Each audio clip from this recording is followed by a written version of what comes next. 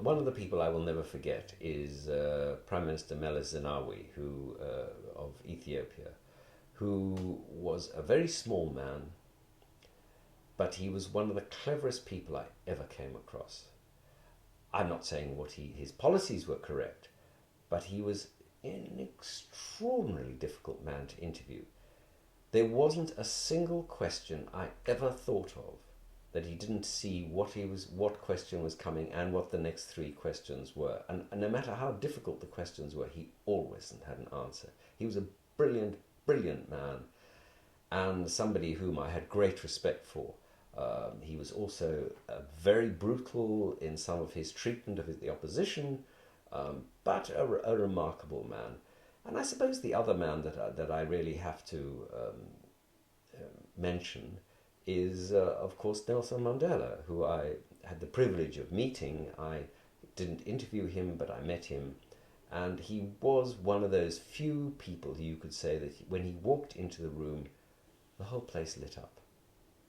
There was just something about him. I mean, I don't mean to appear like a sort of dewy-eyed or starry-eyed, kid. I'm not. I've seen some pretty terrible things, but Nelson Mandela was a very, very special man, and he brought a light to a room when he walked in. He brought a light to his country. He was a blessing on South Africa, and we will always be grateful for what he did for our country. Now, do you think if France, Italy, Belgium, USA, if they move from Africa, would it give Africa a real chance to develop? Or No, it's a complete fantasy. Any more than if Britain stopped investments in America or China stopped investments in America. We're an interconnected world. We all have interests in each other's countries. For example, there are British investments in China. There are Chinese investments in Africa. Everybody has an interest in other people's affairs because we are interconnected. And if Britain's assets were seized in China, Britain would be furious. If an African country took, shall we say, Belgian assets and froze them or, seized them, of course they would be furious and they would put pressure on the country. But that doesn't mean they are colonized. Saying colonized, I mean the fact that actually it's just resourceful place where people work for nothing, for £1 a day or a week, and they do not actually have chance to get education. Actually, West not interested in developed Africa. That's not true. Mm-hmm. Well, Britain, for example, has spent hundreds of millions of pounds in education in Africa. There are perhaps millions of young African women who are now in school because of British aid, which is designed specifically to get them into school, because we understand that they have to get education if they are to get anywhere.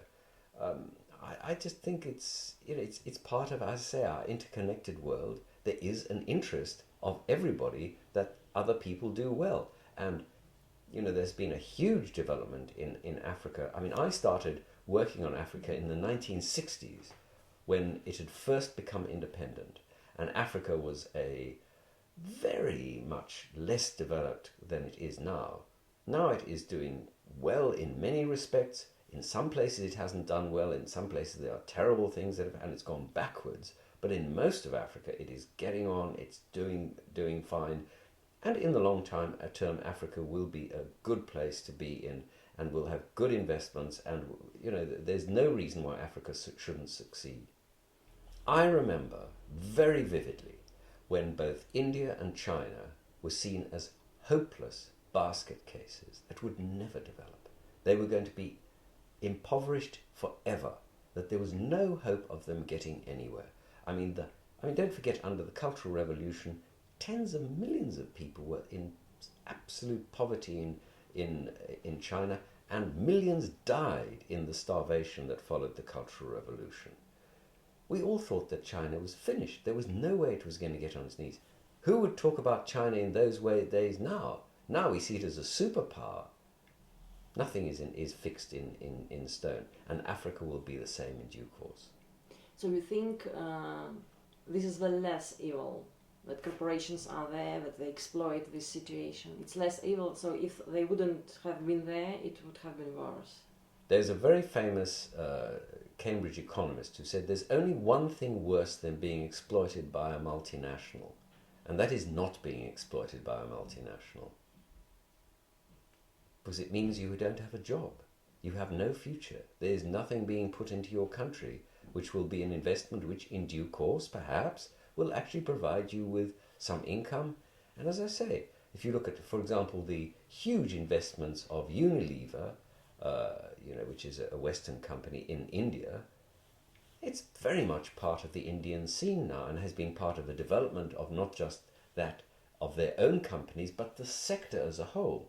You go to India and you will see many brands which are derivatives from Unilever, and all the washing powders and the soaps and the beauty creams, which started off, these are people who started off working for Unilever and then started their own businesses, and good luck to them.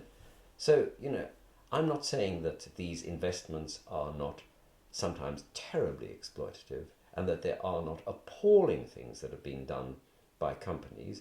A friend of mine is a lawyer, and he has taken to court some of the worst abusers in Africa. For example, a company which did nothing for its miners who had asbestosis. With asbestos, they get the fibers in the lungs, it erodes their lung, it gives them cancer. It is appalling. And this company gave them nothing. And my friend then took them to court and sued them, and now they're forced to give compensation to people in the Northern Cape. Fantastic, and quite right too. So it's not that I don't understand what these companies do, but the alternative to being no investment from foreign companies would be worse. Martin, can you recollect, please, some experiences as a journalist?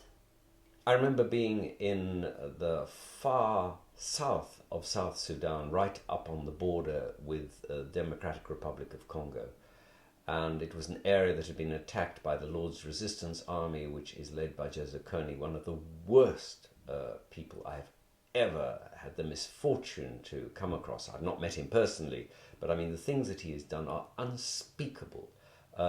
Including, for example, when he captures a village, he captures it to get the young people, and he forces the children to kill their own parents so they can never go home.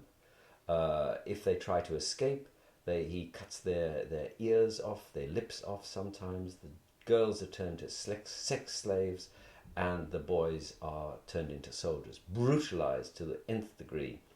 Some of them given drugs, and then they are forced to march with him, to fight with him. And they have gone from northern Uganda right the way through to the Central African Republic. It is a terrible story, and I have met some of the victims. And some of those victims, the stories that they tell are unbearable. I mean, I will never forget the young woman who described to me sitting there almost like a rigid statue. She didn't have any emotion on her face as she described to me how she was forced to heat a machete, a panga, a large knife, and to apply it to her own child, her own baby, until the baby died. And she just told it to me as if she was describing buying a pint of milk. But why did she do this? Because she was completely emotionally damaged. She was completely drained of all perception. Now that is just one thing that I have seen. I remember going into Eritrea and in Ethiopia during some of the famines. Awful circumstances. Cows stretched from one end to the other. The livelihoods of a whole village dead in front of you. Nothing but flies now on them. The people in tears because they had no more wealth. They had nothing to live on. They didn't know how they were going to last for another day. Very, very sad stories. But I don't want people to think that that is the only story about Africa. Africa is also very positive as well. I'll give you another story. I went to the far west of South Sudan, right up on the border with the Central African Republic. And I met some young men. We got to know them over a week, and they had been in one of the rebel movements. And I said to them, how did you survive? And he said, well, we walked. I said, what do you mean you walked?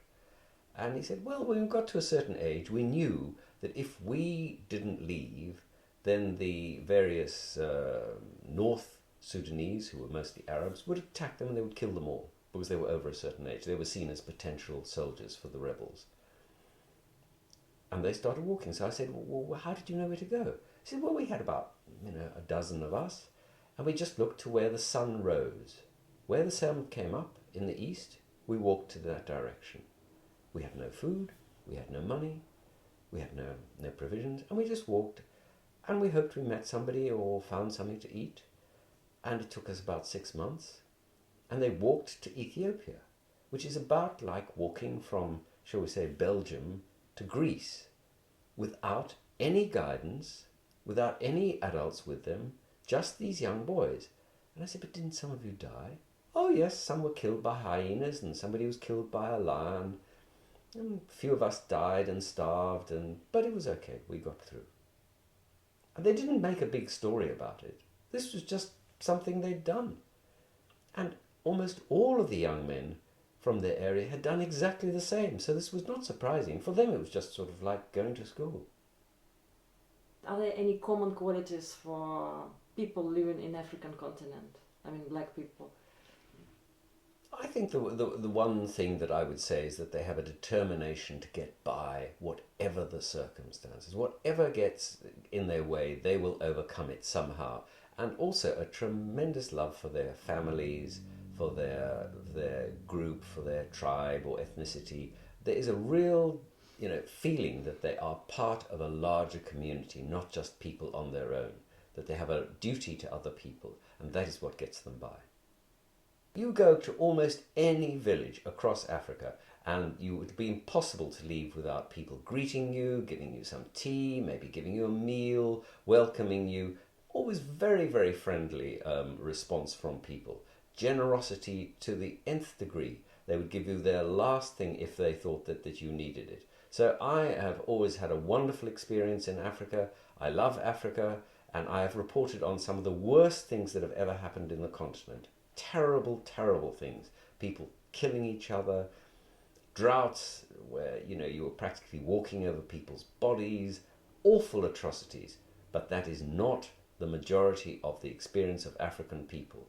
Most people have a decent life. It may not be rich, but it is a good life, and people really enjoy themselves. And I think that is my lasting memory of Africa, is always a positive one. When I was working for the BBC, we got training called hostile environment training, which was undertaken by two groups of people. One were ex-special services forces from the British Army. They weren't in the army then, but they'd been there. And the other group was with the ambulance people. And the special forces they told you what to look out for. For example, if you can have the opportunity, you don't take the front room in a hotel, because that's where the bomb is usually left. Try and get a room at the back. You don't get a room on the ground floor, you get it on the first floor, because it's not too far to jump if you have to, but it's more difficult to climb in the windows. Very simple kind of things like that, and those kind of instructions. Of course, these were not weapons training, because we have no weapons, but they were explanations of what to do in a difficult situation. And then from the ambulance people, they explained, what do you do if your friend steps on a mine and he blows off half his leg? How do you save his life? What do you do? It's that kind of training. So that was extremely helpful.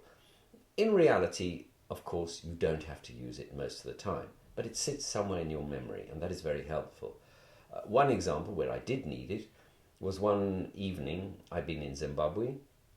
We were going to film an interview with somebody out of town. We came back late at night. We're going along the road, it's quite busy, and all of a sudden there wasn't anybody else on the road. We didn't know why. We just went on, and all of a sudden there's a roadblock with searchlight and dozens of men with machine guns. And we didn't know what it was. It turned out we had gone on a road which you're not allowed to go at night because it's right next to the president's residence.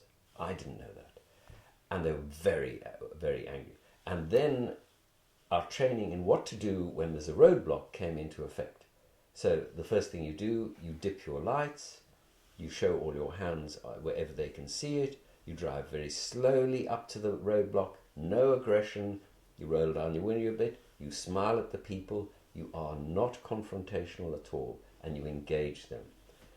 And it worked extremely well, because from being at a point where they were going to literally blow us away, they relaxed, we relaxed, and we had a discussion. Eventually they let us go.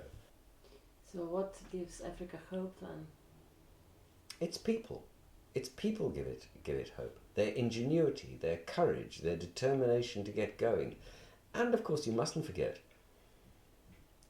large as the sums of aid that are being sent into Africa by Europe, by China, by the Indians, it is dwarfed by the amount of money that ordinary Africans in the diaspora who live abroad, who have a bit of money or even don't have much money, are sending back to their own relatives and to their country, and that is now a really, really important source of income for people. And then you find, I mean, I've met, particularly in Ghana, young Ghanaians who went to America, did very well. They worked for some of the biggest banks in America, and they said, well, I can do even better in my own country. So they took their skills, they took some investments they had, they got clubs, they clubbed together with some of their friends, and they started a bank. And they are now one of the biggest banks in West Africa. So, people are investing their own money, their own skill, their own time in building Africa. And I think that is one of the things that is hardly ever reported on, is the flow of money from Africans who lived abroad back into Africa. And over time, these things will develop. Nothing is easy, nothing will be quick. There are no simple solutions to this. But there's no reason Africa is not better or worse than anywhere else in the world. There's no reason why Africa should not develop and to have a prosperous and decent future.